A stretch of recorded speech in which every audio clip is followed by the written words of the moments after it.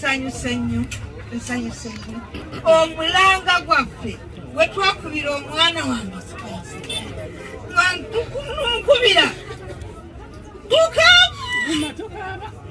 tukaaba kubanga tulina obulumi omwana nga wekulusumu wabadde akola n'omwana wange ng'ajja buli kaseera buli mwezi najja nitumukalira kufe tuli ku ddagala bakyala Banamwandu najja akulusumu ajja ti ebikyalidde eddagala liryawo nalongolaja nendimulaga nti ekingeneseza sirina kabuno naye ajja ti weebalire ddala njagala ne haadi omuzalira maama weebala okulira omulanga gwa Spice there nuts sayise nnyo okulabako mu kitundu kino nga bwekiraba kifaanana.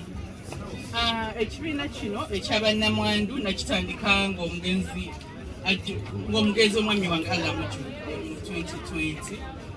Twakwatagana ne Eastman ne tutandika ekibiina kya Gala Women Empowerment omwali Banamwandu. Naye twali twasooka kukola ku Banamwandu abeeri e Kawempe. Kati mama Nalongo nantuukira n'agamba alina abakyala 5 bali ku ddagala.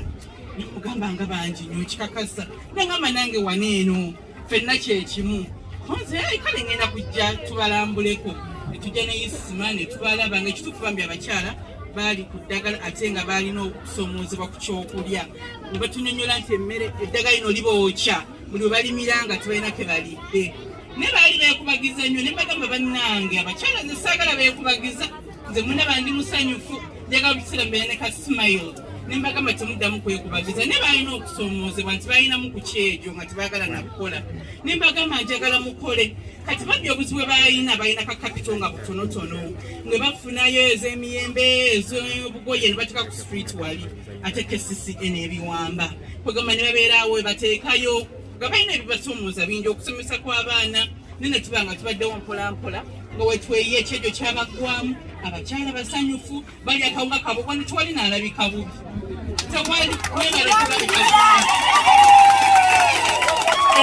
muberegeramu kubanga abaana bebakola ki babeetaaga wemuteefeeko ne mufa abaana bano mujja baleka bubi era nze mbaagala nnyo kubanga mwawuliriza akawunga kaffe tulya neddagala namumira nemubeera bulungi era tubasuubiza Spice temumulabyeko embeera egenda kukyukamu ejjulidde Isima waffe wati weyageze naye katusuubira nti embeera ejja kutereera n'obugambo obwo nsaba ntwala mukisa guno akazindalo nkakwasa omugenyi waffe owaleero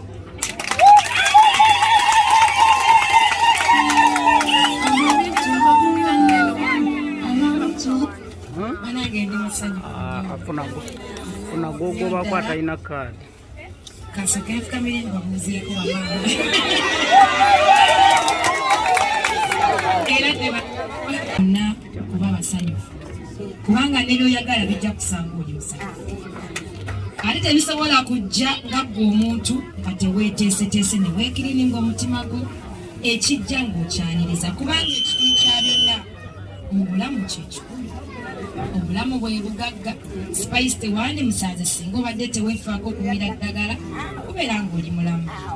Njagala okuba ng'ate mbeebaza okweguluma era omuntu bw'agamba nti mwenna muli ku ddagala oyinza ogamba alimba kuba mulabika bulungi. Ne mu myaka egituukako gino gye mulimu si kyangu bangi bafudde nga bato era mwebaze Mukama nti mukyali balamu era ebirungi mubirabye ate mukyali.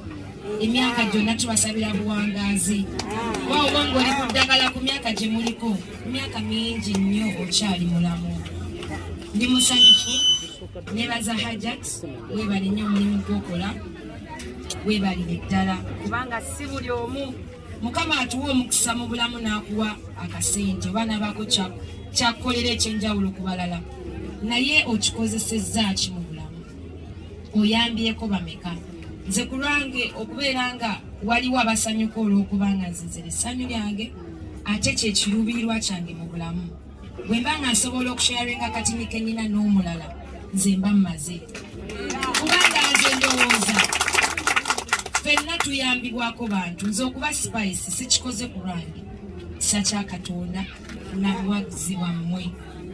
n'abantu banjagala ne basapootinga byenkola.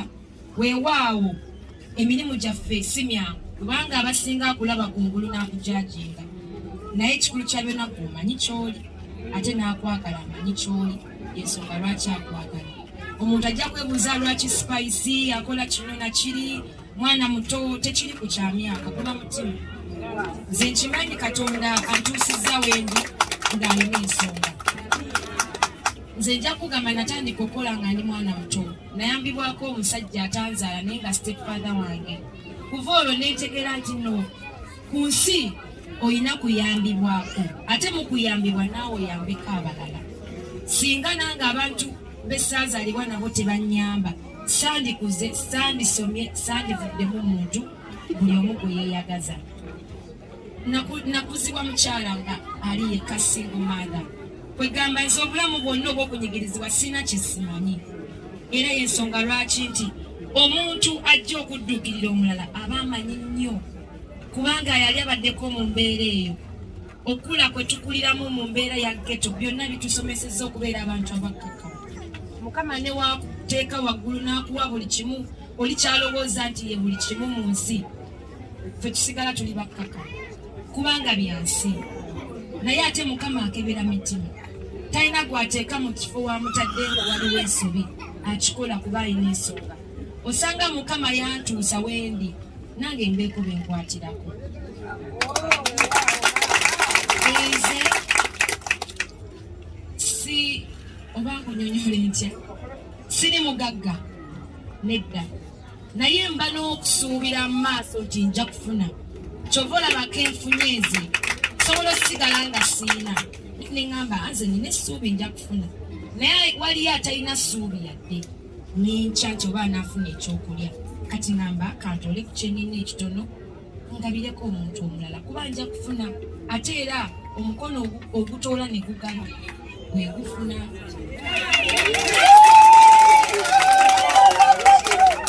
Teri muntu akalira mu nsawo ye ng'agabye. Kuba nze mbaddewo lwa kisa kya Mukama, sijja kunnyonnyola bye mpiseemu ng'omwana nga nkula, naye kyolina omumanya mbaddewo lwa kisa kya Mukama. Era sijja basuubiza nsi n'eggulu kubanga sinze kamala byonna, naye njagezaako kye naaba nsobodde.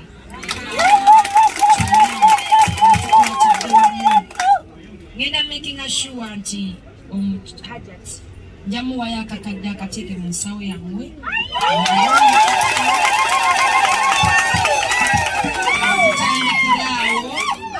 Tutandikiraawo ndeseyo ne ku mmere ebitonotono ebyokukozesa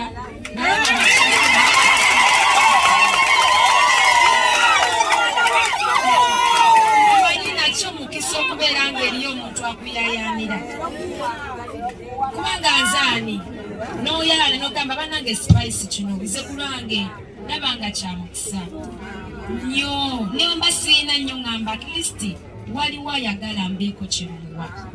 Era nalaba akatambi nga bakampeereza neŋŋamba kanjiye, era nakomyewo eggulo gye nabadde nkola neŋŋamba akasente kenfunyeeyo gye mbaddeeyo mu byalo kantooleko akasente ngulire abakyala akammere.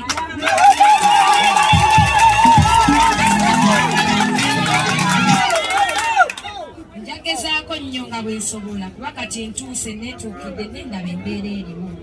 Nja kwogerako ne mikwano gyange buli we nnaabanga ngenze bagambe banne nina mikwano gyange ne bamaama bange eyo bajjajja bange bali bwe bati ne bwe bati. Era kennaabanga nsobodde okusaka mulirabiraawo nga neesitudde. Kubanga omanyi omutimbagano ennaku zino abantu bagwonoona, naye ng'ate omutimbagano mukisa. Nze sandibalabe, sanditegedde nti munneetaaga, naye nange nalaba katambi ku Facebook neŋŋamba siyinza butagenda, yonna gennaaba nsobodde.